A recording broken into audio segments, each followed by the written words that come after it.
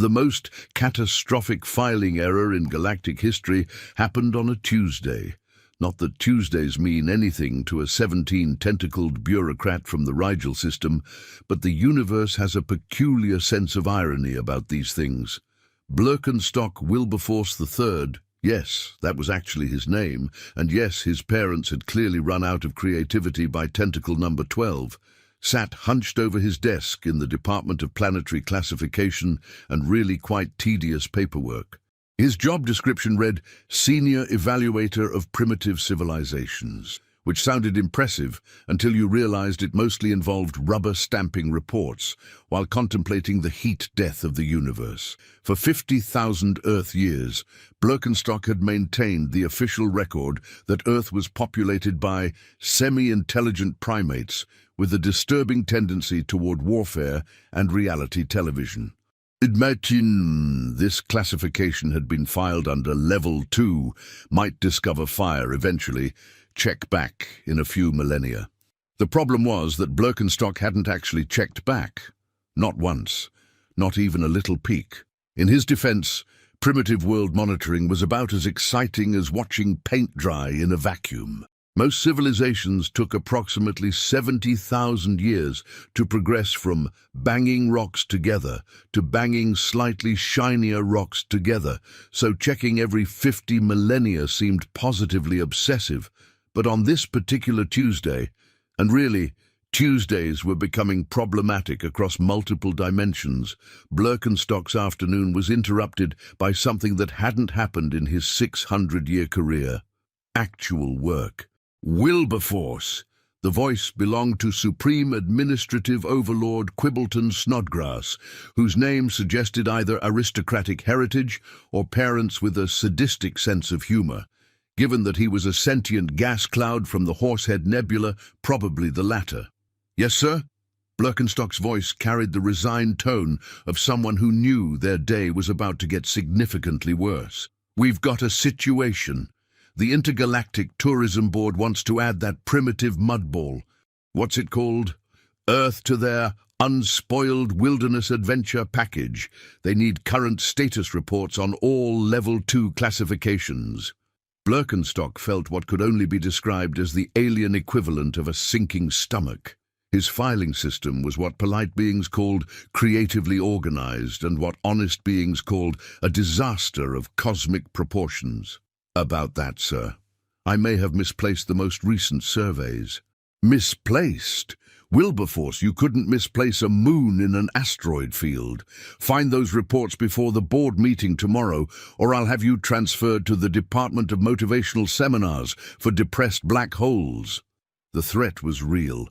Birkenstock's cousin had been assigned there last century and hadn't been heard from since, unless you counted the occasional existential wailing detected by deep space monitoring stations. Frantically, Birkenstock began excavating his filing cabinet, which was less a storage system and more a geological formation.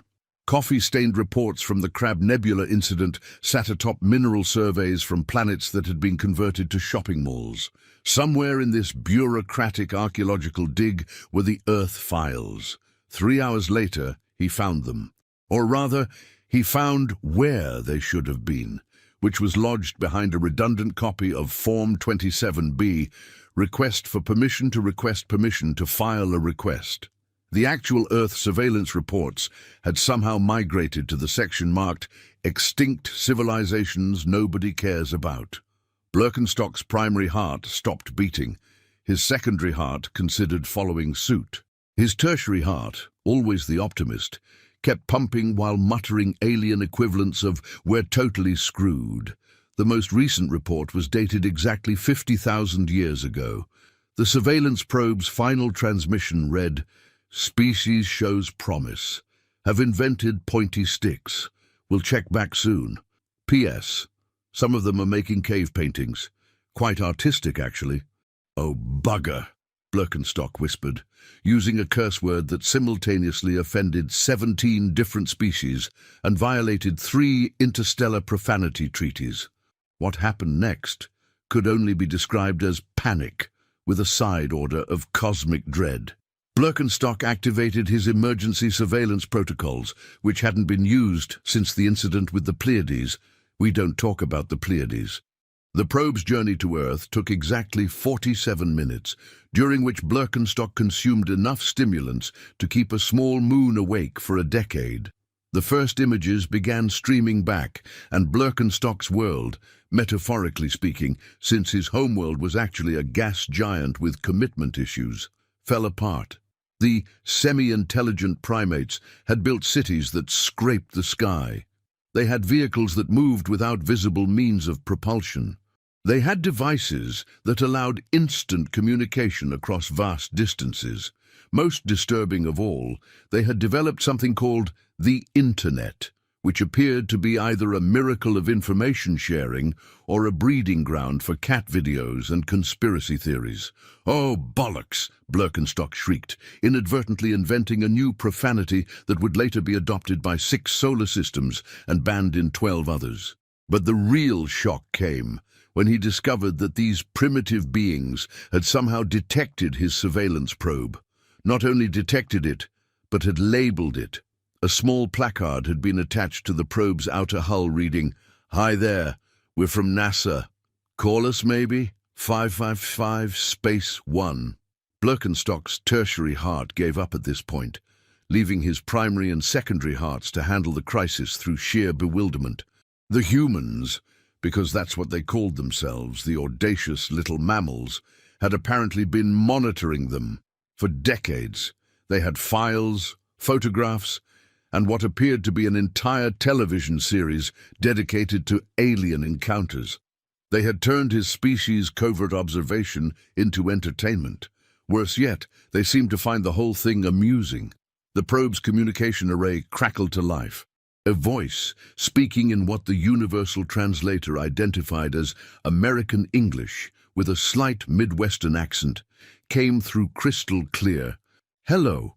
Is this the alien guy who's been watching us? This is Dr. Pemberton Schnizzlebottom from the SETI Institute. We've been trying to reach you about your spacecraft's extended warranty." Birkenstock stared at the communication device as if it had just propositioned his sister, which, given the complexity of alien reproduction, might have been less shocking. You can hear me?" he stammered. "Oh yeah, we cracked your communication protocols about 30 years ago. Nice encryption, by the way. Really good stuff. We use similar techniques for our cable television security. Say, are you the guy who classified us as semi-intelligent primates? Because no offense, but that's a bit rude. The bureaucrat's mind evolved over millions of years to handle the most complex administrative challenges in the galaxy, simply stopped functioning. He had never encountered a civilization that had monitored their monitors while being monitored. But you're supposed to be primitive," Birkenstock protested weakly. "Well, that's a matter of perspective, isn't it? I mean, we've got coffee, pizza, and high-speed internet. What more does a civilization really need, Doctor?" Schnizzlebottom had a point. According to Birkenstock's own civilization development charts, any species capable of producing consistent caffeinated beverages and food delivery services was automatically classified as moderately sophisticated with hedonistic tendencies. "Listen," the human continued, "we know you folks have some kind of galactic bureaucracy going on up there. We've been monitoring your communications, hope you don't mind, and frankly, your filing system is a mess. We've got some suggestions.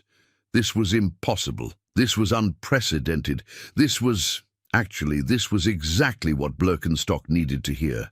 You've been monitoring US monitoring you?" he asked, his voice reaching octaves that shouldn't have been physically possible. "Oh, constantly.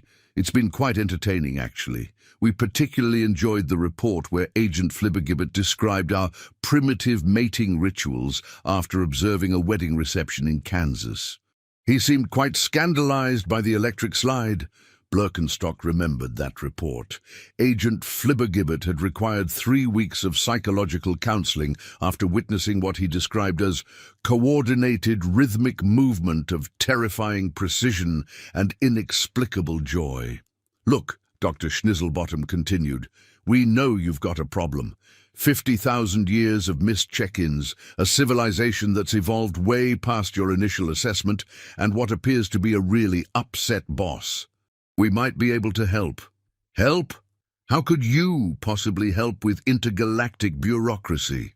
The human's laughter was warm and entirely too confident for Birkenstock's comfort. Buddy, have you seen our bureaucracy? We've got government departments that don't know other government departments exist. We've got forms that require other forms to get forms. We once had a committee that spent 6 months deciding what to name the committee that would decide what the committee should do. This was disturbingly familiar. The point is, Dr. Schnizzlebottom continued, we've gotten really good at fixing bureaucratic nightmares. It's kind of our thing. Plus, we invented something called cutting red tape, which I think you'll find revolutionary. Birkenstock found himself in the impossible position of hope mixed with cosmic desperation. What did you have in mind? Well, first off, you need to file an amendment to previous classification form, right? But to do that, you need authorization from the Department of Corrections and really embarrassing mistakes.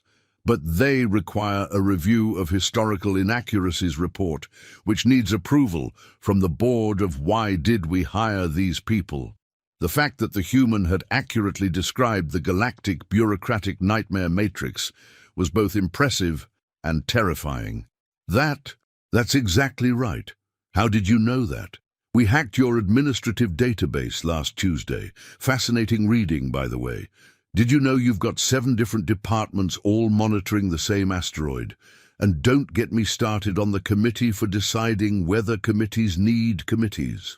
Birkenstock was beginning to understand why his species had never achieved true administrative efficiency. They'd been too busy monitoring primitive civilizations to notice that some of those civilizations had surpassed them in practical problem-solving.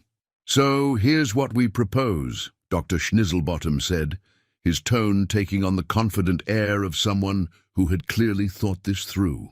We skip all that nonsense and use something we call the workaround protocol. The what now? It's a human concept. When faced with an impossible bureaucratic situation, you find the least expected solution that technically follows the rules while completely circumventing the intended process. This sounded distinctly illegal, highly irregular, and absolutely brilliant. For example, the human continued, instead of filing an amendment to previous classification, you file a request for routine maintenance update on monitoring equipment, which requires updating the subject parameters, which necessitates a current status assessment, which automatically triggers a classification review.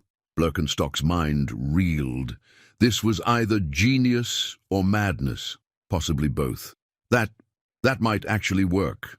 But what about the authorization requirements? Oh, that's the beautiful part.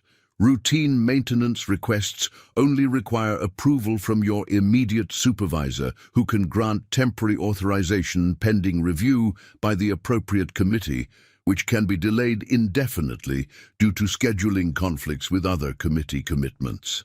The alien bureaucrat felt something he hadn't experienced in 6 centuries of public service. Hope, Dr. Schnizzlebottom. This is either the most brilliant solution I've ever heard, or we're both about to be fired into a black hole. Well, there's only one way to find out. By the way, we took the liberty of preparing all the necessary paperwork. We'll transmit it to your office in about now. Birkenstock's terminal chimed with incoming files. Dozens of them, all properly formatted, cross-referenced, and bearing the appropriate bureaucratic seals.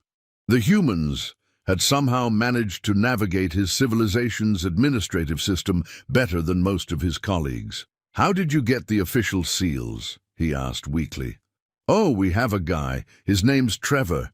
He's really good with Photoshop. The next morning, Birkenstock submitted his request for routine maintenance update with the confidence of someone who was either about to save his career or end it spectacularly. The paperwork was flawless. The justification was technically correct, and the supporting documentation was more thorough than anything the department had seen in millennia.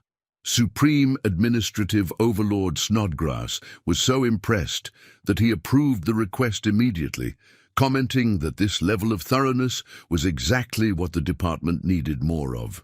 Within hours, the Earth classification had been quietly updated to Level 7, Advanced Civilization with Bureaucratic Expertise and Concerning Coffee Addiction.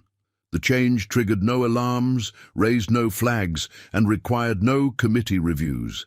It was the most successful bureaucratic maneuver in galactic history, but the story doesn't end there, because the humans weren't content with simply fixing one problem. Oh no, they had opinions about galactic administration. Dr.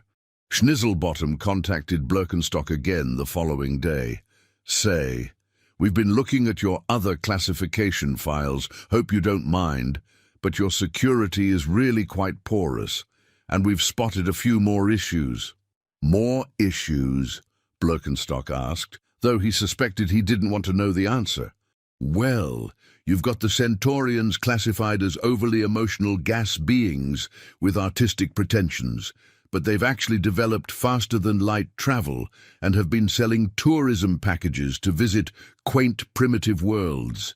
They've been making a fortune off your Level 2 classifications. Birkenstock checked his files. The humans were right. The Centaurians had been operating an entire tourism industry based on outdated galactic department assessments. And the Vegans, inhabitants of Vega, are listed as pacifist philosophers incapable of advanced technology. But they've actually invented matter teleportation and have been using it to steal office supplies from other civilizations. A quick investigation confirmed this as well. The department's supply budget had been mysteriously overinflated for decades. Entire warehouses of staplers, paper clips, and motivational posters had simply vanished into thin air, which now made perfect sense. How extensive is this problem? Birkenstock asked, though he suspected the answer would require medication. Well, we've identified approximately 47 civilizations that have been grossly misclassified, 12 that have gone extinct while still listed as thriving, at least 6 that never existed in the first place but somehow have active files, and one that appears to be a filing error based on someone's lunch order from 3,000 years ago. The scope of bureaucratic incompetence was staggering even by galactic standards. Somewhere in the vast machinery of government, civilizations were being evaluated based on outdated information, non-existent data, and apparently ancient takeout menus. There's more, Dr. Schnizzlebottom continued cheerfully. The Andromedans are classified as technologically advanced but emotionally stunted, when actually they've developed the most sophisticated therapy techniques in the galaxy and have been running marriage counseling sessions for dysfunctional solar systems. Birkenstock pulled up the Andromedan files. Indeed, they had been helping resolve territorial disputes between planets for millennia. But because their initial contact report had described them as analytical and reserved, they'd been labeled as emotionally deficient. The Betelgeusians are listed as warlike expansionists with aggressive tendencies, but they're actually professional party planners who specialize in interplanetary celebrations. That aggressive expansion your observers noted, they were setting up for the galaxy's largest surprise birthday party. This explained the mysterious appearance of disco balls in the Outer Rim territories. And don't even get me started on the Proximans. You've got them down as mysterious and possibly dangerous, but they're just incredibly shy. They've been trying to send you a formal introduction for about 2,000 years, but keep getting too nervous and starting over. The pattern was becoming clear. The Galactic Department hadn't just misclassified Earth, they'd apparently misclassified everyone. Dr. Schnizzlebottom, Birkenstock said slowly, are you telling me that our entire understanding of galactic civilization is fundamentally wrong? Well, not entirely wrong. You got the part about space being really big mostly correct. But yeah, pretty much everything else needs work. Birkenstock felt a sensation he'd never experienced before, the simultaneous urge to laugh maniacally and hide under his desk until the heat death of the universe. His life's work, his department's entire purpose, had been based on a foundation of spectacular misunderstanding. "We'd like to propose a solution," Dr. Schnizzlebottom continued. "What if Earth became a consulting firm for administrative efficiency? We could help streamline your entire classification system." Now, this was unprecedented. A newly reclassified civilization offering to fix the department that had misclassified them. It was either brilliant or insane. It was probably both. "You want to fix our bureaucracy? Fix, optimize, revolutionize, call it whatever you want. The point is, we've been dealing with impossible administrative systems our entire existence as a species. We've developed techniques for navigating red tape that would make your filing cabinets weep with joy." Birkenstock considered this. His current system was clearly broken beyond repair. His boss was a sentient gas cloud with anger management issues. His filing cabinet was achieving geological significance. And somewhere in the galaxy, civilizations were being judged based on lunch orders from the Mesozoic era. What would this consulting involve exactly? Well, first, we'd need to audit your entire classification system. Then we'd implement what we call common sense protocols, revolutionary concepts like actually checking on civilizations occasionally, updating files when major changes occur, and maybe, this is radical, actually talking to the civilizations you're evaluating. The revolutionary nature of these concepts was staggering. Actually communicating with the subjects of evaluation, updating records based on current information. These ideas were so advanced, they bordered on the impossible. But what about the established procedures? The Committee for Evaluating Evaluation Committees? The Department of Departmental Department Affairs? Oh, we'll work with your existing structure. We're not barbarians. We'll just optimize it. For instance, instead of having 17 different committees to approve a single classification change, you could have maybe 3, or even 2. I know, it sounds crazy, but hear me out. Birkenstock's mind was reeling.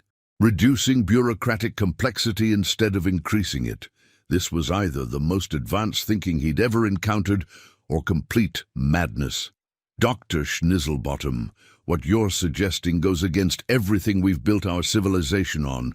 Our entire social structure is based on the principle that any problem can be solved by creating a committee to study the problem of creating committees to solve problems. And how's that working out for you?" Birkenstock looked around his office. His filing cabinet was reproducing through spontaneous bureaucratic generation. His desk was buried under forms requiring other forms to authorize the filing of forms about forms. His computer screen displayed 17 different error messages, all requiring different committees to resolve. "Point taken," he admitted. Within a month, Earth had established the Galactic Administrative Consulting Group, staffed entirely by humans who had experience dealing with impossible bureaucracies. Their offices were set up on a small moon orbiting the Galactic Administrative Center, close enough to be convenient, but far enough away to maintain plausible deniability if everything went horribly wrong.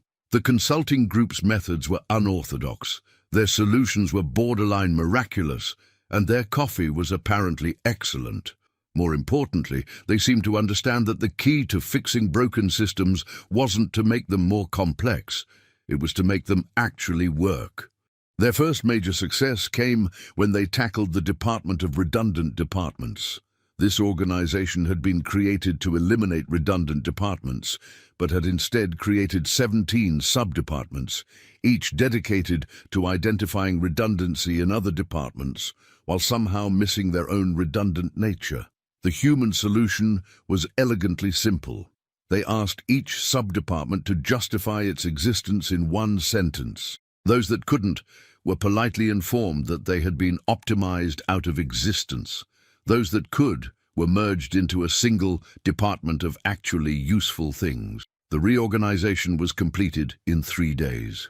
It had previously taken the Department of Redundant Departments longer than that just to schedule a meeting to discuss scheduling meetings. Supreme Administrative Overlord Snodgrass was initially skeptical of the human consultants. Sentient gas clouds from the Horsehead Nebula are naturally suspicious of solid matter and its tendency to have opinions. But when he saw his departmental efficiency ratings improve by 4,000% in a single month, his skepticism evaporated, metaphorically speaking, since he was already in a gaseous state. "Wilberforce," he said during their weekly status meeting, "these humans of yours have accomplished something I thought impossible." "What's that, sir?" "They made our government work better instead of worse. I don't understand it, but I'm not going to question it. Promote whoever needs promoting, approve whatever needs approving, and for the love of all that exists in this universe, do not let them quit." The success of the Earth Consulting Group attracted attention from across the galaxy. Within 6 months, they were receiving consultation requests from civilizations that hadn't been officially discovered yet. Apparently, word of mouth traveled faster than light when it came to bureaucratic solutions. The Centaurians, revealed to be sophisticated tourism entrepreneurs rather than overly emotional gas beings, hired the consulting group to help them organize their customer service department. The humans implemented something called a complaint resolution system, which was apparently a revolutionary concept in galactic customer service.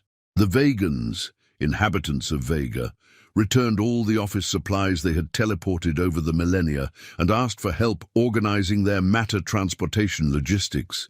It turned out they had been stealing supplies not out of malice, but because their own bureaucracy was so inefficient they couldn't order basic office materials through proper channels. The Andromedans, master therapists, and relationship counselors requested assistance with their appointment scheduling system. The humans introduced them to something called a calendar, which proved to be surprisingly effective for managing multiple therapy sessions across galactic distances. But the most significant impact was philosophical. The humans introduced a concept that had never occurred to the Galactic Council, that primitive and advanced might not mean what they thought they meant. "You see, Dr. Schnizzlebottom explained during his presentation to the Supreme Council, you've been measuring advancement by technological sophistication and administrative complexity. But what if advancement is actually about problem-solving efficiency and adaptability?" The Council, consisting of beings whose civilizations had spent millions of years perfecting bureaucratic procedures that accomplished nothing, found this concept both revolutionary and slightly offensive. "Are you suggesting," asked Councillor Hufflepuff Bingleberry from the Andromeda sector, whose name was apparently the result of a translation error that had become too embarrassing to correct, "that our sophisticated administrative systems are somehow inefficient?"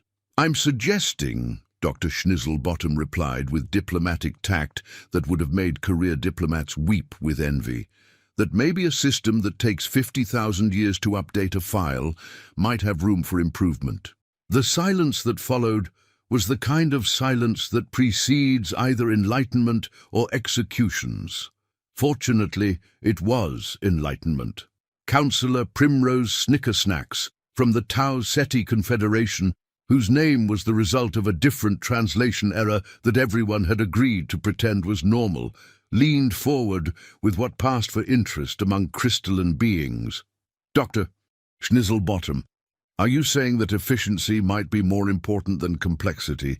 "I'm saying that maybe the most advanced thing a civilization can do is solve problems quickly and effectively, rather than creating elaborate systems to avoid solving them at all."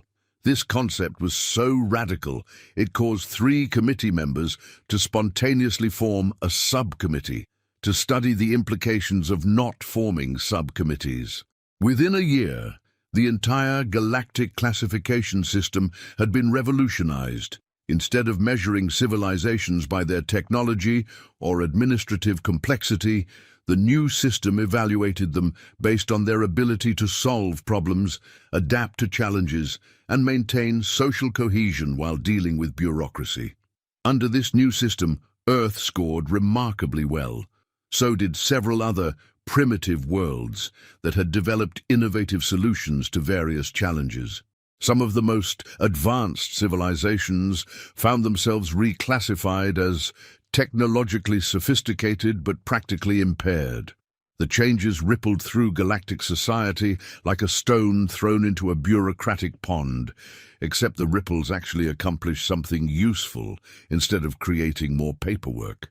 Trade relationships shifted as truly innovative civilizations were recognized and given opportunities to share their solutions. Scientific collaboration increased as minds from different worlds brought fresh perspectives to old problems. Even galactic politics became more efficient, though this was considered by many to be an unfortunate side effect. The Department of Planetary Classification and really quite tedious paperwork was renamed the Department of Practical Problem Solving and Surprisingly Effective Solutions. Blerkenstock Wilberforce III found himself promoted to Director of Innovative Administrative Solutions, a position that had been created specifically for him after his successful implementation of human consulting methods. His new job involved traveling the galaxy, helping other departments solve their own bureaucratic nightmares. He was surprisingly good at it, mostly because he had developed an appreciation for solutions that actually worked, rather than solutions that looked impressive on organizational charts. Dr. Pemberton Schnizzlebottom became the galaxy's first interstellar administrative consultant, a title that sounded impressive and paid remarkably well. He split his time between Earth and various galactic capitals, teaching advanced bureaucratic warfare to civilizations that had never realized they needed it. His business card read, "No red tape too red, no bureaucracy too nightmarish, coffee provided." The coffee proved to be unexpectedly popular among alien bureaucrats, many of whom had never encountered a beverage that actually improved their cognitive function instead of just making them feel important. The Rigelians, who had spent millennia perfecting their bureaucracy into an art form of magnificent uselessness, began learning efficiency shortcuts from humans. Their first successful implementation was reducing their standard form approval process from 47 steps to a mere 12, which they celebrated as the greatest administrative revolution in their recorded history. The Centaurians started offering administrative therapy to civilizations struggling with bureaucratic depression. Their tourism packages now included efficiency retreats, where entire government departments could learn to function properly while enjoying scenic views of nebulae. The Vegans, inhabitants of Vega, returned all the office supplies they had teleported over the centuries and offered to teach other civilizations about ethical matter transportation. It turned out their theft hadn't been malicious. They simply hadn't understood that other civilizations might need their staplers and paperclips. The Andromedans expanded their therapy practice to include governmental dysfunction counseling, helping entire planetary administrations work through their issues with authority, responsibility, and the fear of actually accomplishing something. Even the mysterious Proximans overcame their shyness enough to send a formal introduction to the Galactic Council. Their message, which took them 2,000 years to compose, read, "Hello, we are the Proximans. We make excellent sandwich spreads and would like to share them with the galaxy. Sorry for taking so long to introduce ourselves." The sandwich spreads proved to be revolutionary in their own right, solving several minor galactic conflicts when diplomats discovered they were too busy enjoying lunch to argue about territorial disputes. But perhaps the most significant change was in how civilizations viewed each other. The old hierarchy based on technological advancement gave way to a more nuanced understanding of what it meant to be advanced. Advancement, it turned out, wasn't about having the most complex machines or the most elaborate government structures. It was about solving problems in ways that actually worked, adapting to challenges with creativity rather than committees, and maintaining the ability to laugh at yourself when you realized you'd been doing everything wrong for 50,000 years. The humans, meanwhile, took all of this in stride. They had spent centuries dealing with their own bureaucratic absurdities, from tax codes that required advanced degrees to government departments that had forgotten what they were supposed to do. Helping alien civilizations with similar problems was, in their view, just Tuesday. They did, however, make one request of their new galactic partners. Could everyone please stop referring to coffee as a primitive stimulant beverage? It was, they insisted, clearly a sign of advanced civilization, and anyone who said otherwise was obviously not advanced enough to appreciate its complexity.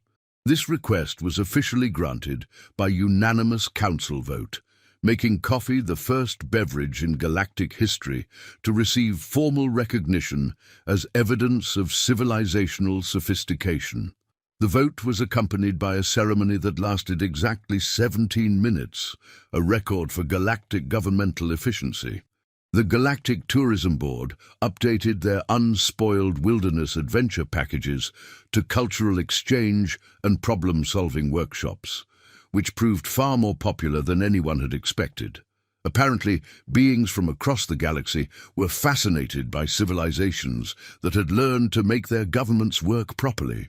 The Department of Motivational Seminars for Depressed Black Holes was reformed into the Department of Cosmic Morale and Existential Crisis Management, staffed partly by humans who had experience dealing with both bureaucratic depression and the general absurdity of existence. They reported a 93% success rate in helping black holes find meaning in their work. Birkenstock's cousin was finally rescued from his assignment there, though he had developed a philosophical outlook that was either deeply profound or completely insane. He spoke exclusively in metaphors about the interconnectedness of all paperwork and had begun a dissertation on the spiritual significance of filing systems. The Committee for Deciding Whether Committees Need Committees was disbanded after realizing it had been meeting to discuss its own necessity for 3,000 years without reaching a conclusion. The committee members were reassigned to actually useful positions where they discovered the revolutionary concept of accomplishing things. The Department of Redundant Departments was successfully merged with itself and renamed the Department of Useful Things That Actually Matter. Its primary function was to identify departments that had forgotten what they were supposed to do and help them remember or politely suggest they find something else to do with their time. The Form 27B, Request permission to file a request, was officially retired after a ceremony that involved burning 17 copies while a choir of reformed bureaucrats sang something that might have been either a hymn or a protest song. The form was replaced with a revolutionary new document called Just Ask for What You Want, Please. The Intergalactic Tourism Board successfully added Earth to their catalogue, though not as an unspoiled wilderness adventure. Instead, Earth became the destination for bureaucratic boot camps and advanced problem-solving intensives. Tour packages included visits to government offices where tourists could observe humans navigating red tape with techniques that bordered on the magical. The most popular tour was called Watch a Human Fill Out Tax Forms, which attracted beings from across the galaxy who were amazed by humanity's ability to complete incomprehensible paperwork while maintaining their sanity and sense of humor. Supreme Administrative Overlord Snodgrass was promoted to Supreme Administrative Overlord of Sensible Things That Work Properly, a title he wore with pride despite its lack of traditional bureaucratic complexity. He had discovered that actually accomplishing things was far more satisfying than creating elaborate systems for avoiding accomplishment. The revelation that Earth was not a primitive world spread throughout galactic society like a particularly effective memo, which was to say quickly and with immediate results. The story became a cautionary tale taught in administrative schools across the galaxy. Always check your files, or you might miss an entire civilization's evolution. It also became a popular comedy routine among galactic entertainers, though the humans insisted that their version was funnier because it included more accurate impressions of bureaucratic panic. The universe had learned an important lesson. Sometimes the most primitive thing about a civilization is assuming you understand it without actually looking. And sometimes the most advanced thing you can do is admit you were wrong and ask for help. But the greatest discovery wasn't that Earth was more advanced than initially thought. It was that advancement itself might be far more complicated, far more varied, and far more interesting than anyone had imagined. The old system had assumed that technological complexity equaled civilizational advancement. The new system recognized that true advancement might actually be the ability to keep things simple enough to work properly. The galaxy became a more interesting place, filled with civilizations that were finally free to be evaluated on their actual merits rather than outdated assumptions. Trade flourished, scientific collaboration reached new heights, and bureaucratic efficiency became something to aspire to rather than fear. Dr. Schnizzlebottom summed it up in his final report to the Galactic Council. The most advanced civilizations aren't the ones with the most complex technologies or the most elaborate governments. They're the ones that have figured out how to solve problems without creating bigger problems in the process. And that, as the humans would say, was precisely the kind of primitive thinking that kept the universe surprising.